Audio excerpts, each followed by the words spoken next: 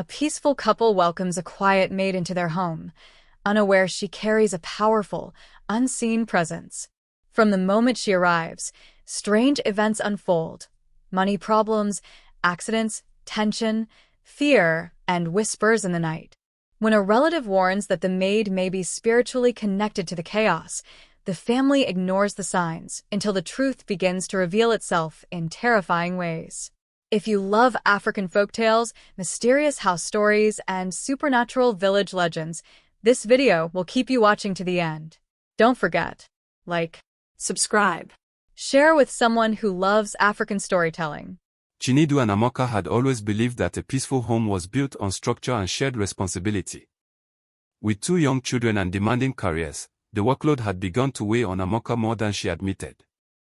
She worked as a school administrator, often leaving as early as 6 a.m., while Chinedu, an accountant at a construction firm, usually returned late. Their mothers, who had once stepped in to help, were now advancing in age and unable to keep up with the children's needs. The decision to hire a live-in maid seemed reasonable, practical even. What neither of them imagined was that opening their doors would open far more than physical space.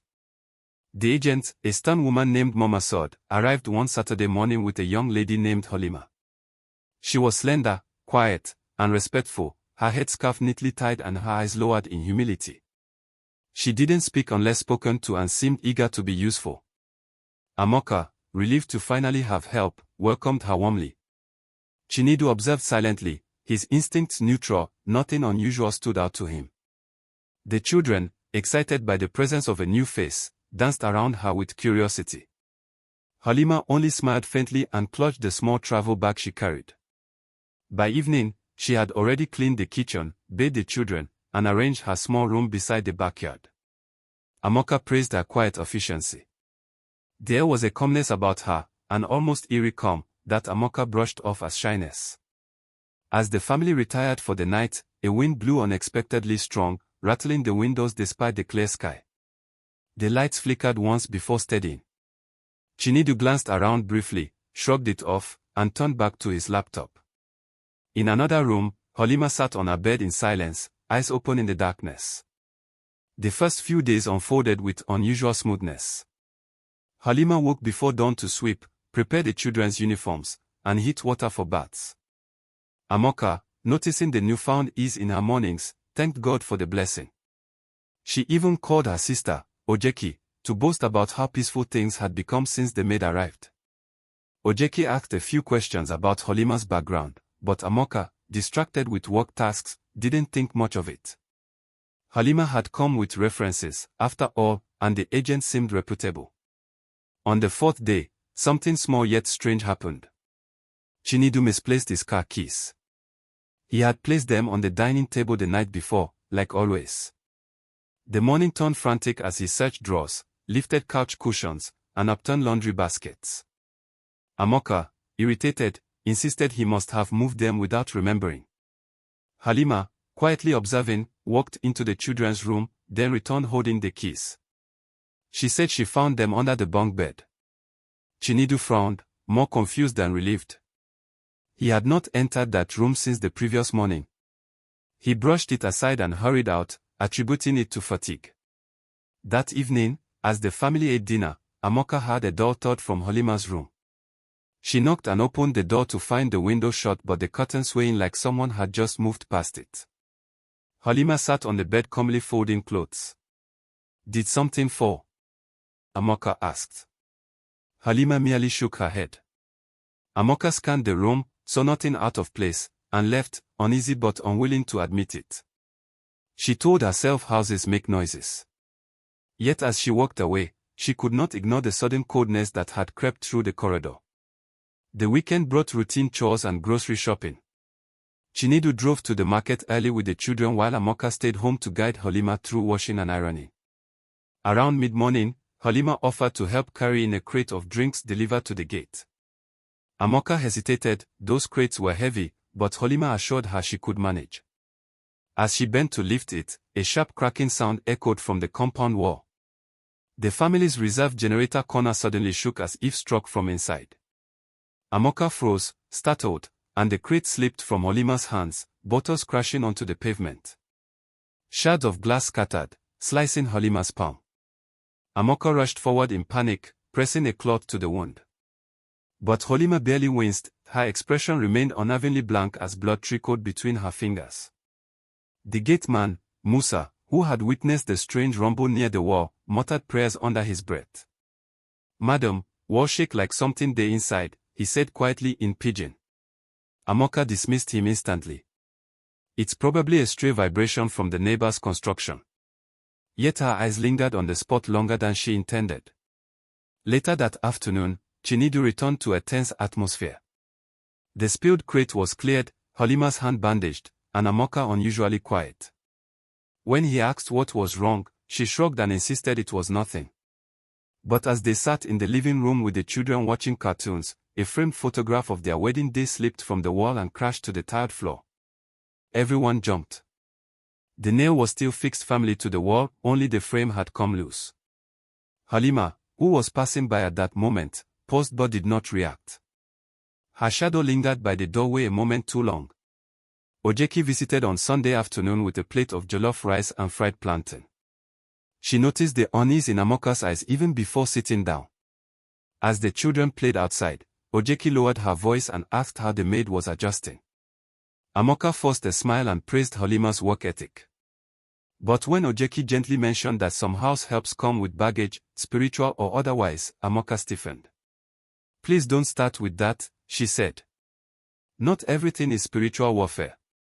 Ojeki did not persist, but her eyes followed Halima carefully when the girl entered with juice and cups. Halima greeted politely and left just as quietly.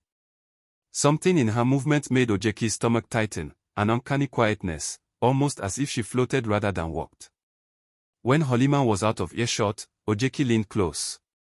"I'm not saying accuse her. Just be observant." Amoka, already stretched between fatigue and denial, brushed it off again.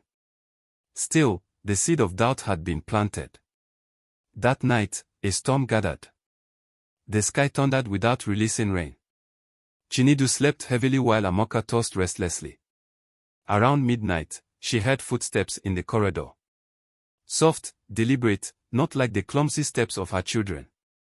She rose and opened the door slightly. Halima stood by the children's door, head tilted as if listening to something on the other side.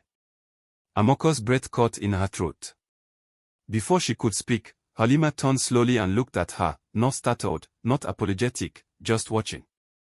Then, without a word, she walked to her room and closed the door. Amoka stood frozen, the sound of her heartbeat louder than the thunder outside. Amoka could not sleep after the strange hallway encounter. She remained seated on the edge of her bed, her body tense, listening for any further sound. The children's room was quiet, and she told herself she must be overthinking everything Ojeki had said. Maybe Halima had simply checked if the children were asleep. But a quiet heaviness sat on her chest, making every breath feel forced. The air in the house seemed strangely thick, as if something unseen occupied the space between the walls. At exactly 3 a.m., a loud crash shook the kitchen. Chinedu sprang from the bed, startled, and Amoka ran behind him as he flicked on the lights. The overhead bulb blinked twice before staying on, casting a pale glow over the tiled floor. The dish rack had fallen from the wall, scattering plates, cups, and cutlery across the ground. Nothing had been left unwashed or unstacked. Amoka herself had arranged the rack earlier. Chinedu muttered in frustration, blaming loose screws and wear, but when he examined the rack, the screws were still embedded firmly in the wall. The wooden plank itself had split in two, as though something had snapped it from above with force. Halima appeared at the doorway a few seconds later, wearing a wrapper around her shoulders. She didn't look surprised, only stood there, silent, eyes lowering when Chinedu looked her way. The children, still asleep, didn't stir. Chinedu grabbed a broom while Amoka gathered the unbroken plates, her hands trembling despite her attempts to appear calm. When they were done cleaning, Chinedu dismissed the incident, saying the house was old. But as they returned to their bedroom, a soft humming drifted faintly down the hallway. It wasn't the children. It wasn't Halima's voice either. It was something else, low, almost like breath through a flute, then it stopped as abruptly as it came. 2 weeks after Halima's arrival, Chinedu's office announced unexpected salary delays. The company's major client had defaulted on payment, and salaries would be postponed until further notice. Chinedu tried to stay calm, but the mortgage, school fees, and daily expenses tightened around his mind. At breakfast, he delivered the news to Amoka lightly, pretending it was temporary, but she saw the shadow in his eyes. She suggested dipping into their emergency savings. He agreed reluctantly, knowing that account was nearly depleted already. Later that evening, Amoka tried to make sense of their expenses. Each time she calculated their budget, something didn't add up. Bills seemed slightly higher, food stock depleted faster, and their generator had broken down earlier that week after an abrupt spark. When she mentioned this to Chinedu, he laughed it off, insisting coincidences happen. Yet that night, he woke at 2 a.m. to the sharp sound of the main circuit breaker tripping. When he checked the electric box, a faint burning smell surrounded it. Halima's door was slightly open. He could see her sitting on her bed, motionless in the dark, eyes open. The next day, Amoka returned from work to find her jewelry box open on the dresser. Nothing was missing, but the lid, which she always kept locked, was wide open. She confronted the children, who denied touching it. Halima entered just then, with a basin of folded laundry. When Amoka asked if she had cleaned the room, Halima nodded once and said she only dusted the dresser. Her voice was soft, but her eyes remained unreadable. Amoka watched her leave, unease growing like dampness in her spirit. Ojeki called again and insisted there was something off about the maid. Amoka resisted the urge to agree. She reminded her sister that hardship comes in waves and that the maid had been nothing but respectful. But Ojeki pressed on, urging caution. Some people carry things with them, knowingly or unknowingly, she said. You don't have to accuse her. Just pray with open eyes. Amoka scoffed at the suggestion but promised to remain observant. That evening, Chinedu came home frustrated. His car had been scratched by a fallen tree branch during a sudden windstorm at the office parking lot. As if that wasn't enough, he misplaced a flash drive containing important financial records, which led his manager to scold him in front of colleagues. Over dinner, he ranted about his terrible day, and Amoka tried to comfort him. Halima served their food quietly and excused herself without a word. After she left the dining area, Chinedu paused and frowned.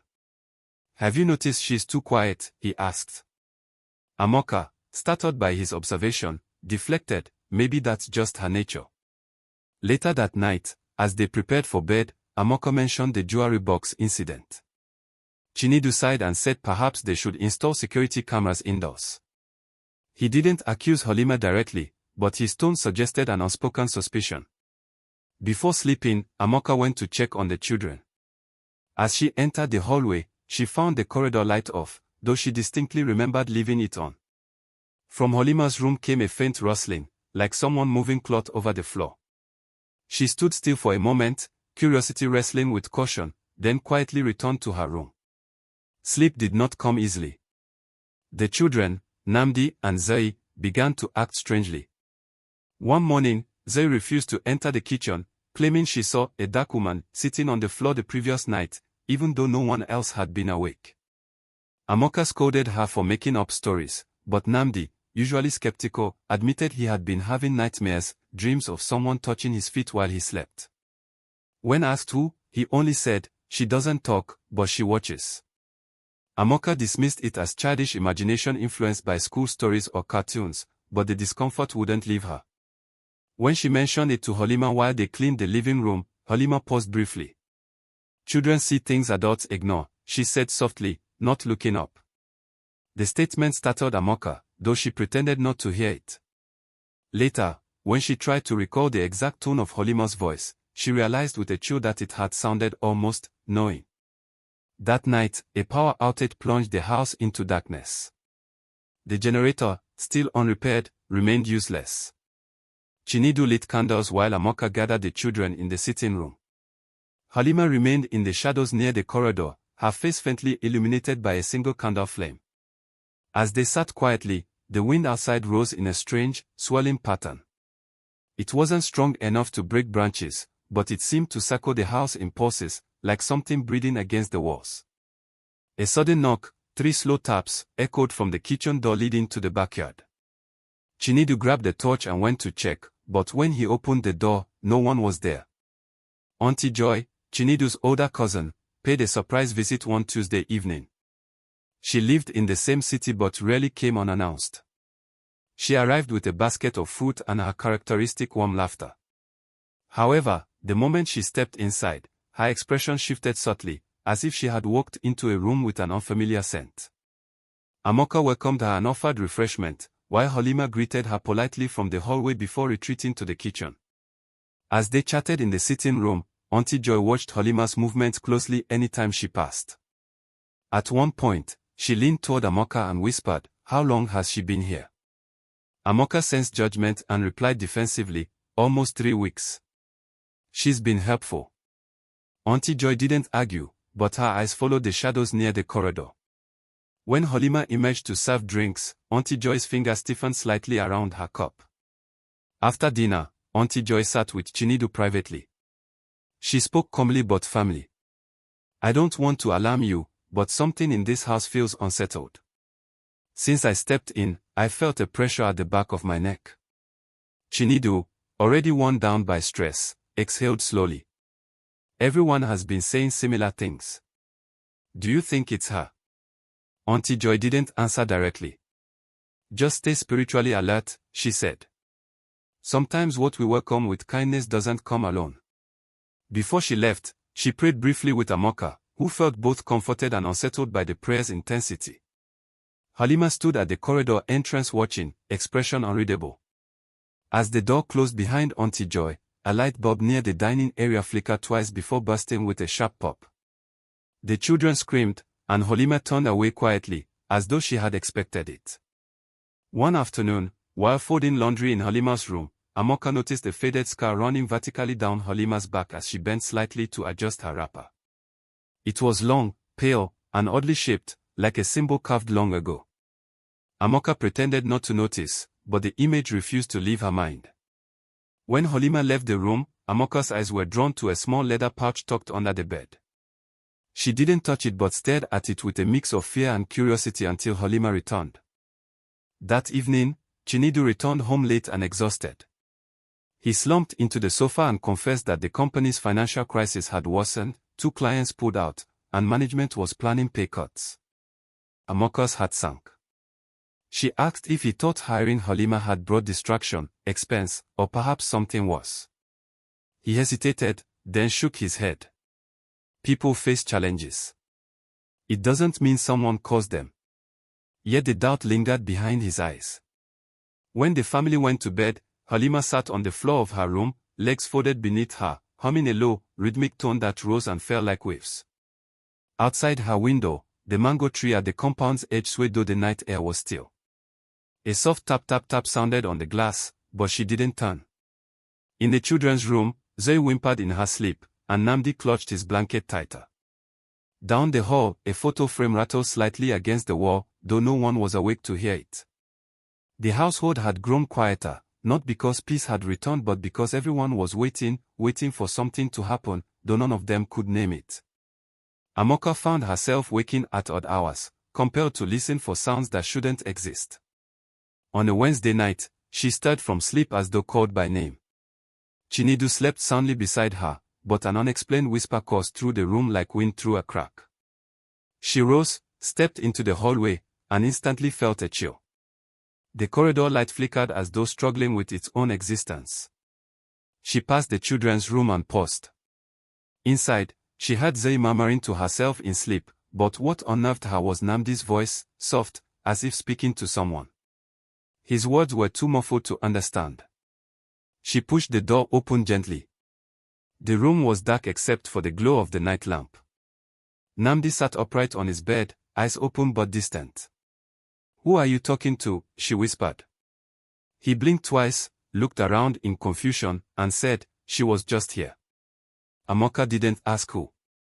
She simply held his hand until he lay back down. On her way back to her room, she noticed Halima's door ajar. Without meaning to, she looked inside. Halima wasn't on the bed. The small pillow was neatly placed, and the wrapper folded, undisturbed. Before Amoka could retreat, a soft footstep sounded from behind. She turned sharply. Halima stood in the hallway, expression unreadable. There was no fear, no apology, just an unnerving calm. "Is something wrong, madam?" she asked, voice quiet. Amoka swallowed hard and returned to her room without answering. Long after she lay down, the whisper remained in her ears. 2 days later, Amoka was dressing for work when she heard a scream from the children's bathroom.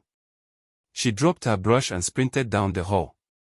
Zay stood barefoot on the tiles, pointing at the large mirror above the sink. It had cracked clean down the center overnight, though no one had touched it. The 2 pieces reflected her face in a distorted double image. Amoka felt goosebumps rise across her arms as she reached to pull her daughter away. Namdi hovered behind them, eyes darting nervously around the room. Chinedu joined them moments later, examining the damage with growing unease. "Mirrors don't just break on their own," he muttered. Amoka didn't respond. The children refused to use that bathroom afterward. They brushed their teeth in the kitchen, casting glances over their shoulders at every small sound. Halima remained calm throughout the commotion. She swept the shards of glass carefully, humming faintly as she walked. No one asked her why she hummed. No one wanted to. That evening, Amoka called Ojeki. This time, there was no denial in her voice. She confessed everything: the accidents, the whispering nights, the nightmares, the cracked mirror. Ojeki listened in silence for several moments before speaking firmly. "You need to pray over that house. Don't wait until something irreversible happens." Amoka agreed, tears thickening her voice, yet fear still clung to her like static. When she hung up, she found Halima standing by the dining table, watching her with unreadable eyes. Halima smiled faintly and said, "Children break mirrors sometimes without knowing." Then she walked away before Amoka could reply. That night, Chinedu had his first nightmare in years. He dreamt of their home, but it wasn't the same. The walls were damp and darker, and the light bulbs buzzed without glow. He wandered through the hallway, calling for Amoka and the children, but his voice made no sound. Then he saw Halima standing in the parlor, back turned toward him. Her head was tilted slightly toward the ceiling, as though listening to something above. When she finally turned, her eyes were not her own, they were clouded gray, like ash swirling in water. She raised a finger to her lips, signaling silence, then extended her other hand toward a shadow behind her. Chinedu jolted awake, drenched in sweat. The dream clung to his skin like humidity. He checked the clock, 3:17 a.m. He sat up and listened. The silence held a weight that pressed against his chest. He walked to the sitting room and stood there, staring into the dimness. There was no movement, but he felt watched. When he returned to bed, his pulse refused to slow. The following morning, he told Amoka about the dream. She didn't ridicule him as she might have weeks before. Instead, she grew very still. "Maybe we should ask the agent about her background again," she said. Chinedu nodded but didn't act on it. Their days had become a series of attempts to maintain normalcy under the strain of unseen hands. Later that day, as Halima ironed clothes in the parlor, the children sat on the floor drawing. Zay glanced at Halima and whispered to her brother, "She doesn't blink when she stares." Namdi didn't look up from his paper. "She does," he said quietly, "but sometimes it's like someone else is looking through her." Ojeki could no longer ignore the unease building in her spirit. Without informing Amoka, she visited the house unannounced on a Saturday afternoon. She arrived just as the children were watching cartoons and Amoka was in the kitchen. Halima was outside washing clothes. When Ojeki entered, a wind gusted through the living room though the doors were closed. The curtains lifted slightly and fell again, as though the house itself exhaled at her arrival. Amoka emerged from the kitchen, surprised but relieved. "I just felt I should come," Ojeki said simply. They sat down, and after a few minutes of small talk, Amoka confessed that things had grown worse, financial setbacks worsening, strange knocks in the night, whispers no one could trace. Ojeki listened quietly, then asked to see Halima. When Halima entered, she greeted politely. Ojeki studied her closely, not her face, but the air around her. There was a heaviness, like a fog clinging to invisible shoulders. "Where are you from exactly?" Ojeki asked gently. Halima gave the same answer she had given the day she arrived: her village, her parents, the agent. Nothing unusual on the surface. But when Ojeki asked if she attended church or mosque, Halima paused for a second too long, then replied, "I pray in my own way." After she left the room, Ojeki whispered to Amoka, "You need to speak to someone spiritually strong. This isn't ordinary." Amoka finally nodded. There was no longer room for denial. But before they could decide whom to call, a loud thud shook the ceiling above them. Zay screamed from the hallway, pointing upward. Someone, or something, had moved across the ceiling with deliberate weight. Everyone stood frozen until the sound stopped. Chinedu agreed, albeit reluctantly, to speak with their pastor. Pastor Clement was a calm man, not prone to superstition or panic. When Chinedu explained the situation over the phone, the pastor listened patiently, then asked to visit the house the next day. Chinedu didn't mention Halima directly, only the disturbances and unease. He didn't want to accuse anyone outright without certainty. That evening, Amoka informed Halima that the pastor would be coming to pray over the house. Halima didn't react strongly, but something shifted in her expression, a tightness around her mouth, a quiet withdrawal into herself. She simply said, "Okay, madam," and returned to her chores. The children looked mildly hopeful at the prospect of a prayer visit, as though someone stronger might finally close the door on the invisible. That night, the air in the house felt like wet cloth, heavy and difficult to breathe through. Chinedu woke once to the sound of the wardrobe creaking open by itself. Amoka heard 3 taps against her window, rhythmic and measured. Halima's room remained silent, but twice, Zay cried out in her sleep without waking. The hours crawled toward dawn, and by morning, everyone looked exhausted. When Pastor Clement arrived at noon, his eyes narrowed almost immediately upon entering. He didn't say anything out loud, but he paused in the parlor and took a slow, deep breath as though recognizing something he had encountered before. He asked for a tour of the house, stopping briefly in each room. When they reached the corridor, he paused at Halima's closed door and placed his palm on it. His eyes shut briefly. "There is something here," he said quietly, not accusing, not affirming, just acknowledging. Pastor Clement requested that the family gather in the sitting room for a brief prayer session. Halima was called to join them. She came out quietly, her wrapper neatly tied, expression neutral. The pastor began to pray calmly, not loudly, his words steady and deliberate. But as he continued, the atmosphere in the room shifted. The air seemed to tighten, as if pressing inward from all directions. Halfway through the prayer, Halima exhaled sharply and lowered her gaze. Her fingers twitched slightly. Pastor Clement opened his eyes and looked at her directly. "What is your full name?" he asked gently. Halima hesitated, then gave the name they already knew. The pastor nodded slowly. "And the name given to you at birth?" Her eyes flickered, and for a moment no sound left her lips. Chinedu and Amoka exchanged uneasy glances. The silence grew heavy until Halima quietly uttered a second name, one no one had heard before. It carried a weight, as though it didn't belong in the living room of a modern home. The moment she spoke it, a sharp gust blew against the windows from outside, though the afternoon had been windless moments before. Pastor Clement asked no further questions, at least not then. Instead, he resumed the prayer. But this time, his voice dropped lower, firmer, naming peace and light, denouncing shadows and ancestral covenants unknown. Halima's breathing grew heavier, but she did not leave. When the prayer ended, she stood and excused herself without a word. She walked to her room and closed the door. The sound of the latch echoed like a warning. Later that evening, after Halima had retreated, Pastor Clement spoke privately with Chinedu and Amoka. He explained that some people carry presences with them, not always by choice. Sometimes through bloodline, sometimes through rituals they never consented to. "I'm not saying she is evil," he clarified, "but something around her doesn't belong here." Amoka confessed about the strange events, the mirror, the shadows, the nightmares, the financial decline. Pastor Clement listened without interruption. When she mentioned the scar she had seen on Halima's back and the pouch under the bed, his expression tightened. Do not touch that pouch, he said calmly. Not until we are ready. He prayed with them once more before leaving and promised to return within 48 hours with 2 prayer partners. He warned them to remain calm and avoid confrontation with Halima. If she is unaware of what follows her, she may not understand her own influence, he said.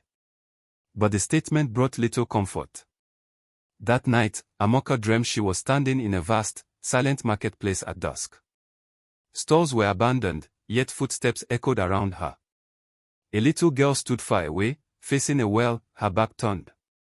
As Amoka approached, the child turned her head halfway, not fully, and whispered, "She didn't come alone." When Amoka woke, her pillow was damp with sweat. The following day felt unusually long. Halima moved through the house like a shadow, silent, efficient, emotionless.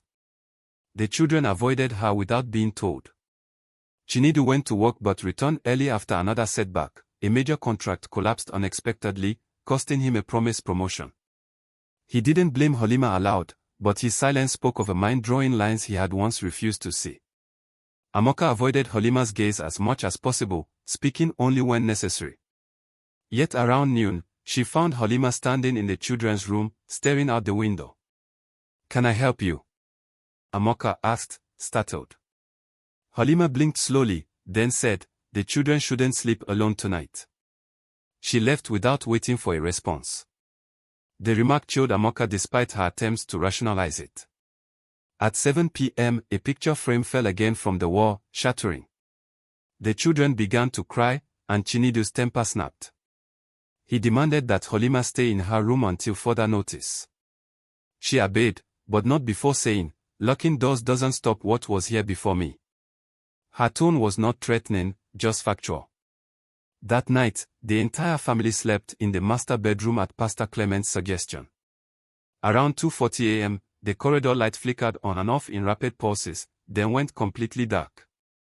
Something grazed the bottom of the bedroom door, slow, dragging, like cloth or limbs. The handle rattled once. Then silence. True to his word, Pastor Clement returned the next day with 2 other ministers, a woman named Sister Kemi and an elderly man called Brother Isaac. They entered the house quietly but prayerfully. The children and Amoka stayed in the living room while the ministers walked toward Halima's room. She was inside, sitting on the bed, eyes closed. When they entered, she looked up without surprise. Pastor Clement asked her calmly if she would allow them to pray with her. She nodded. As they began, her breathing shifted, slow, strained, as though someone tightened an invisible cord around her chest. Sister Kemi asked softly about her childhood. Halima, voice unsteady, spoke of a grandmother who had taken her in after her parents died. The old woman, she said, was deeply involved in traditional rituals. She said something was given to me when I was a baby, Halima whispered, to protect me. But protection for one can be bondage for another? When asked about the pouch under her bed, Halima's eyes glistened. She admitted she had never opened it. Her grandmother had told her never to part with it, or she would never sleep with both eyes again. The ministers prayed, denouncing every attachment not of God. The pouch was carefully removed but not opened. They burned incense and prayed over salt and oil, placing them in the corners of the rooms. As the prayers intensified, a sudden moan escaped Halima's throat, not quite human. The windows rattled even without wind. Then, as Brother Isaac uttered a final declaration, a loud snap echoed through the house, like a rope breaking. Halima collapsed forward, weeping silently. The pressure in the air lifted abruptly, as though something had been pulled away. In the aftermath, the house felt different, lighter, quieter in a way that didn't feel watchful. The children laughed freely for the first time in weeks. That night, no knocks came, no whispers drifted through walls. Even the air smelled different, as though the walls had exhaled something stale.